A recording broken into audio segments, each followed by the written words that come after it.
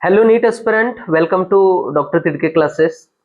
बायोटेल the story of NEET biology मध्ये आजच्या आपल्या व्हिडिओचा टॉपिक असणार आहे मायक्रोब्स इन ह्युमन वेलफेअर मधला शेवटचा topic, microbe as a bio fertiliser.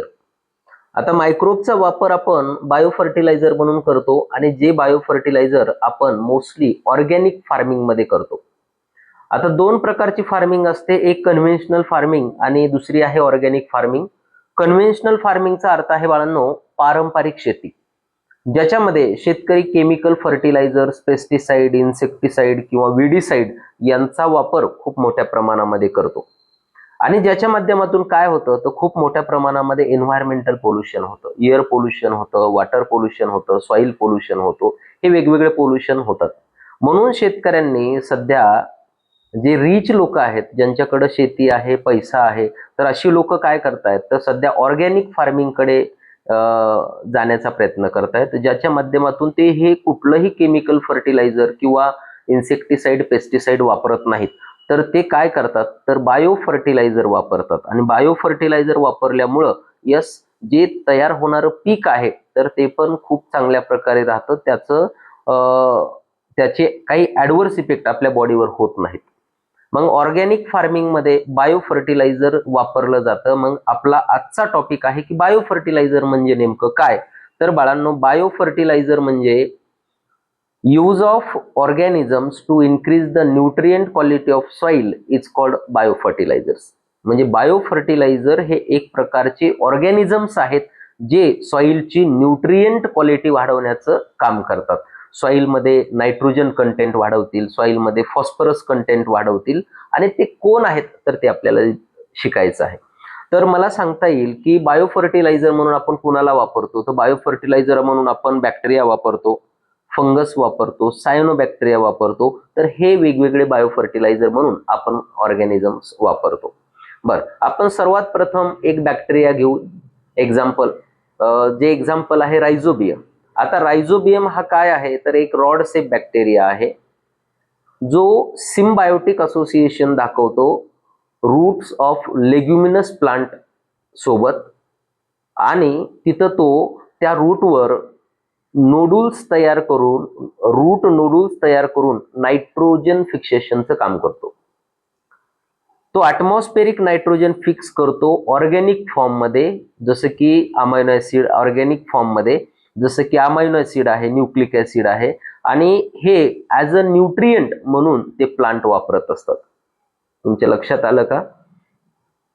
Rhizobium हा सिम्बायोटिक असोसिएशन दाखवतो लेग्युमिनस प्लांटच्या रूट सोबत. त्या रूटवर तो नोडूल तयार करतो ॲटमॉस्फेरिक नायट्रोजन फिक्स करण्यासाठी, आणि तो ॲटमॉस्फेरिक नायट्रोजन फिक्स करून ऑर्गॅनिक फॉर्म मध्ये त्याला कन्व्हर्ट करतो, आणि तो organic form as a nutrient म्हणून प्लांट वापरतात. हे आमच्या लक्षात येणं गरजेचं आहे. आता काही फ्री लिव्हिंग बॅक्टेरिया पण आहेत जे नायट्रोजन फिक्सेशनचं काम करतात, जसं की ॲझॅटोबॅक्टर आहे आणि ॲझोस्पिरिलम आहे. हे दोन एक्झाम्पल आमच्या लक्षात ठेवणं गरजेचं आहे. त्यानंतर दुसऱ्या एक्झाम्पल कडे जातो मी, ते आहे मायकोरायझा. आता मायकोचा अर्थ असतो फंगस आणि रायझाचा अर्थ असतो रूट. मग मायकोरायझा काय आहे तर it is a symbiotic association present between fungus and roots of higher plant. Example काय आहे तर त्याचं एक्झाम्पल आहे बाळांनो पायनस प्लांट मध्ये हे आम्हाला पाहायला भेटतं. बर, आता मायकोरायझामध्ये इन्व्हॉल्व्ह होणाऱ्या फंगस ब्लोमस जीनसच्या असतात. हे एक आम्हाला महत्वाचा पॉइंट लक्षात ठेवायचा आहे. आता या फंगसचं रूट्स ऑफ हायर प्लांटचं जे सिम्बायोटिक असोसिएशन आहे, याचा फायदा काय आहे तर फंगस सॉइल मधून फॉस्फरस ऍब्सॉर्ब करते आणि हायर प्लांटच्या रूटला सप्लाय करते. त्याच्या बदल्यामध्ये हायर प्लांटचे रूट हे ऑर्गॅनिक फूड सप्लाय करतात कुणाला, फंगसला. म्हणून हे सिम्बायोटिक असोसिएशन होतं. त्याचबरोबर या फंगस अजून प्लांटला कशा प्रकारे मदत करतात तर तीन पॉइंट इथं आपल्याला सांगितलेले आहेत. पहिला आहे they shows resistance to root borne pathogen. म्हणजे रूटद्वारे येणारे जे डिसीज कॉझिंग एजंट आहेत त्यांना रेजिस्टन्स दाखवण्याचं काम ह्या फंगस करत असतात. त्यानंतर टॉलरन्स कॅपॅसिटी प्लांटची वाढवतात ड्रॉट आणि सलाईन कंडिशन मध्ये. म्हणजे आपण असं म्हणू शकतो tolerance to drought and salinity. Increases tolerance to drought and salinity. आणि तिसरा पॉइंट आपण असं सांगू शकतो की प्लांटची ओव्हरऑल ग्रोथ आणि डेव्हलपमेंट होण्यासाठी या फंगस मदत करत असतात. मायकोरायझा नंतर तिसरं एक्झाम्पल जे आहे तर ते आहे आपलं सायनोबॅक्टेरिया. आता सायनोबॅक्टेरिया कुठं प्रेझेंट असतात बाळांनो? तो सायनोबॅक्टेरिया ॲक्वॅटिक आणि टेरेस्ट्रियल एन्व्हायरमेंटमध्ये प्रेझेंट असतात आणि ते तिथं नायट्रोजन फिक्सेशनचं काम करतात आणि सॉइलमध्ये किंवा त्या ॲक्वॅटिक एन्व्हायरमेंटमध्ये नायट्रोजन कंटेंट वाढवण्याचं काम करतात. सायनोबॅक्टेरिया हे एक प्रकारचे ॲटोट्रॉपिक बॅक्टेरिया आहेत, स्वतःचं फूड स्वतः तयार करू शकतात, हे आपल्याला माहित असणं गरजेचं आहे. आता याच्यानंतर सायनोबॅक्टेरियाचा वापर ॲज अ बायो फर्टिलायझर म्हणून पॅडी फील्डमध्ये केला जातो. पॅडी फील्ड म्हणजे काय आहे तर भाताची शेती, तिथं त्याचा वापर खूप मोठ्या प्रमाणामध्ये केला जातो, लक्षात ठेवणं गरजेचं आहे. त्यानंतर आपण नेक्स्ट सांगू शकतो की सायनोबॅक्टेरियामध्ये जे ब्ल्यू ग्रीन अल्गी म्हणतो आपण, ब्ल्यू ग्रीन अल्गी, तर ते ब्ल्यू ग्रीन अल्गी म्हणजे एक प्रकारचं हिरव्या कलरचं शेवाळ असतं आणि एकदम ते वाळल्यानंतर एखादं असं हातामध्ये घेऊन जर त्याला असं स्क्वीज केलं तर त्याची एकदम माती तयार होते. म्हणून असं म्हणलेलं आहे की blue green algae added organic matter in soil which increases the nutrient quality of soil, असं इथं म्हणलेलं आहे, लक्षात ठेवणं गरजेचं आहे.